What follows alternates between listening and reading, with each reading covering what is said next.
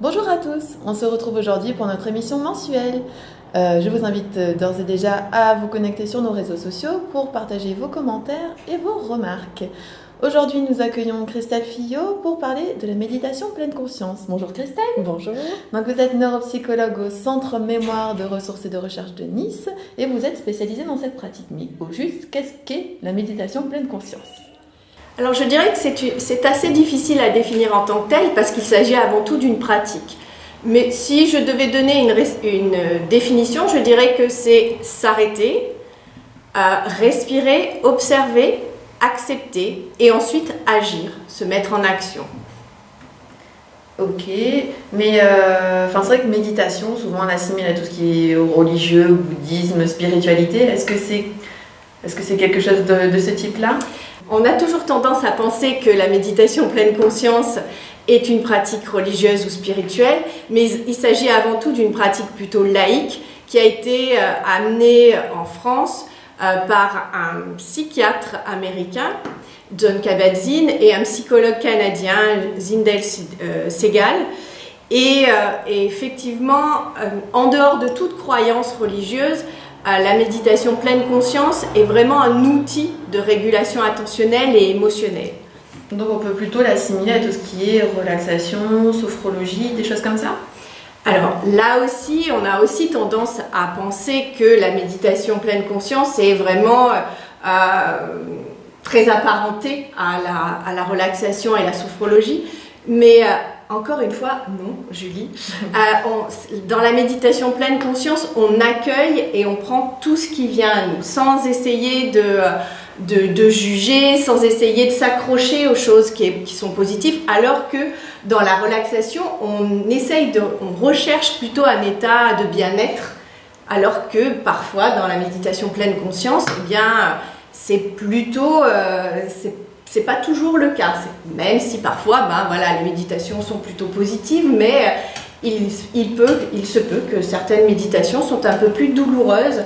Et donc voilà, c'est un peu la différence entre la relaxation et la méditation pleine conscience. D'accord. Et tout à l'heure, vous nous parliez d'un psychiatre et d'un psychologue, que c'était un peu scientifique. Est-ce que justement, il y a eu des études qui ont montré l'intérêt de ces pratiques, ont prouvé que ça avait une efficacité surtout ?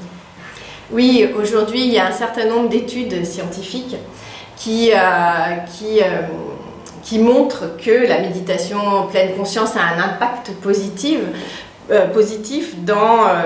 dans différents domaines, tels que le stress, l'anxiété, aussi la gestion des états douloureux, dans aussi les addictions. Donc effectivement, il y a pas mal de données scientifiques et encore plus, aujourd'hui, ça a tendance à être assez exponentiel. Donc ça donne vraiment envie de la pratiquer, mais comment on fait pour la pratiquer, cette méditation pleine conscience ? Alors, actuellement, on a un protocole qui est assez codifié, qui se déroule en 8 séances. Les 4 premières séances sont beaucoup plus axées sur l'attention et les 4 suivantes beaucoup plus sur tout ce qui est régulation émotionnelle. On va faire pratiquer des temps de méditation, vraiment méditation très formelle, où on est assis, on travaille sur sa respiration, c'est vraiment la pratique traditionnelle. Et ensuite, on a un côté où il y a des pratiques plutôt informelles, où on va essayer d'être plus présent à certaines activités de sa vie de tous les jours, telles que manger, boire en pleine conscience, marcher en pleine conscience, se brosser les dents en pleine conscience, vraiment en essayant de mettre l'accent sur la pleine présence à l'instant présent. En faisant que, quand je me brosse les dents en pleine conscience, je ne pense qu'à me brosser les dents et je suis pleinement là et je ne pense pas à ce que je vais faire après ou ce que j'ai fait avant. Voilà, c'est vraiment en étant bien présent à l'instant. Ça donne envie de pratiquer en tout cas, mais il doit sûrement avoir des limites de cette pratique. Alors oui, les limites, c'est que vous allez voir les résultats que si vous pratiquez, effectivement. Donc vraiment, c'est une ascèse, il faut pratiquer tous les jours, quotidiennement. Et puis, alors, c'est pas une panacée, hein, la méditation pleine conscience, ça répond pas à tous les problèmes.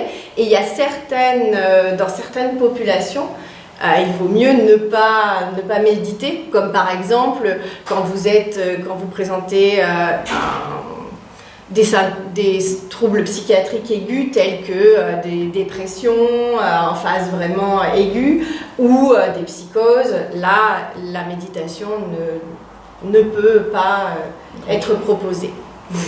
Merci beaucoup Christelle d'avoir répondu à nos questions.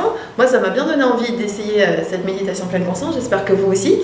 Aujourd'hui, il n'y a pas de petit quiz. C'est les vacances, donc on va terminer l'année tranquillement. Je vous dis à bientôt et vous souhaite de bonnes fêtes. Au revoir. Au revoir.